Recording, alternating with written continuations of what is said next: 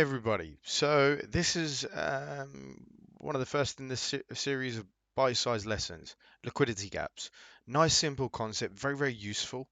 Um, it doesn't need to be overcomplicated, but it's really, really important that you understand the concept because you will see me use it and you will use it yourself without really realizing what it is, what it means, how to use it, why to use it, when to use it, what benefits it has, how not to use it.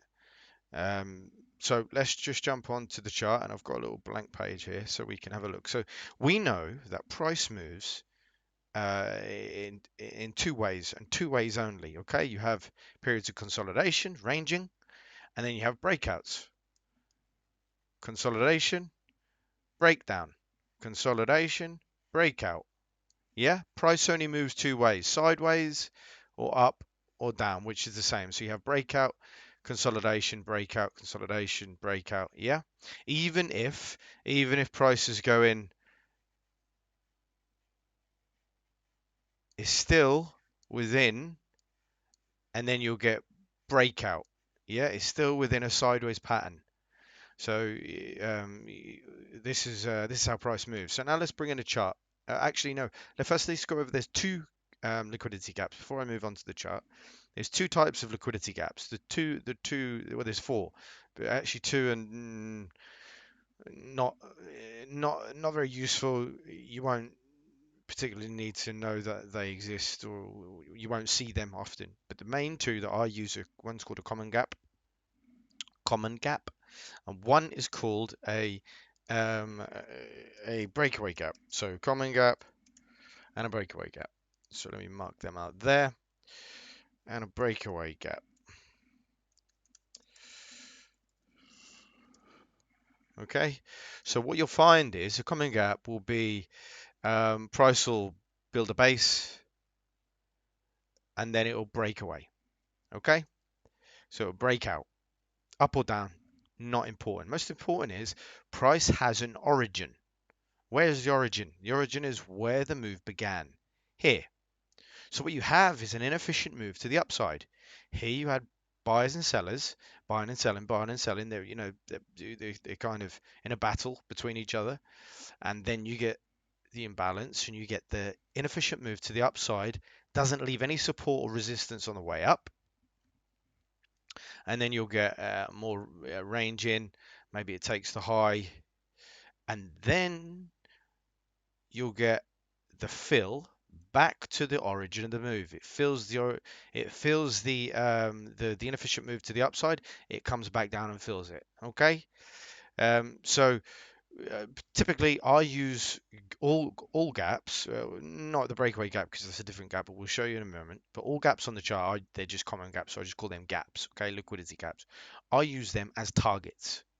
Okay, if price has an objective or it's completed an objective, it's filled a gap like now, I know the market is potentially completed an objective. I know I can exit my short, or if I'm if I'm in if I'm looking to enter a short and the market does this, then I know I can place my risk here. Where am I going to target? The origin of the move, because common gaps fill.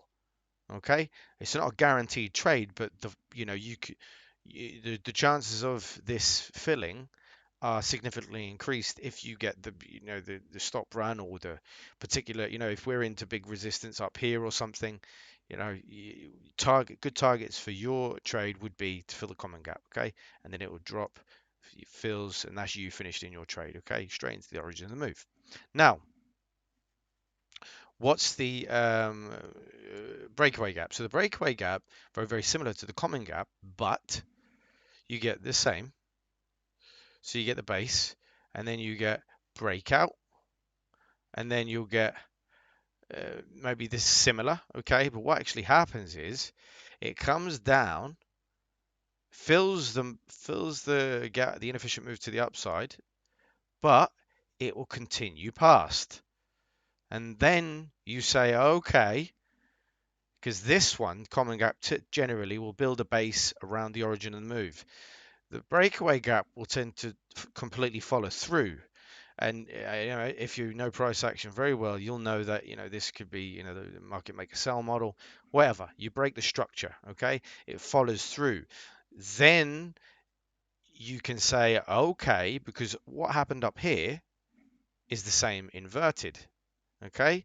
The market is now left a gap. Should it fill? Maybe, maybe not. But with the breakaway gap, it's broken through, and now we say, well, the probabilities of this actually coming back up are significantly decreased because this now is potentially a breakaway gap. And what does a breakaway gap do?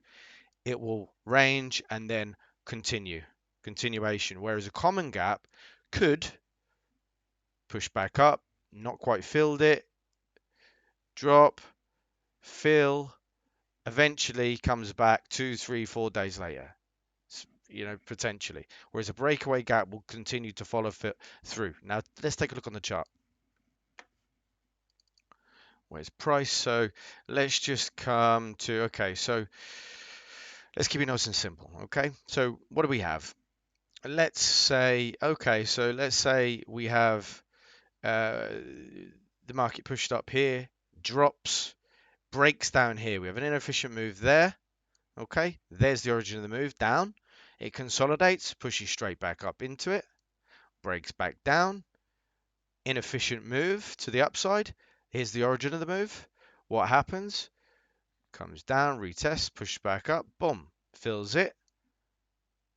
Yeah, fills the gap, fills the inefficient move eventually. Then we have the move that drove into this gap was an inefficient move down.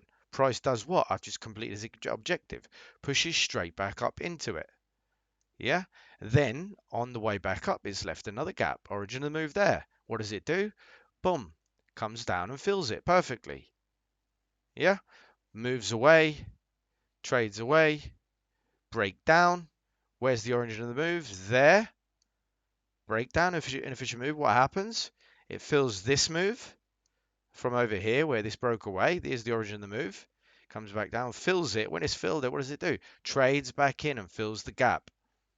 Okay, and on the way back up, what did it do? It left a little move in there. It comes back down, fills it. Then what do we get? It follows through and breaks through. And so these ones currently were common gaps.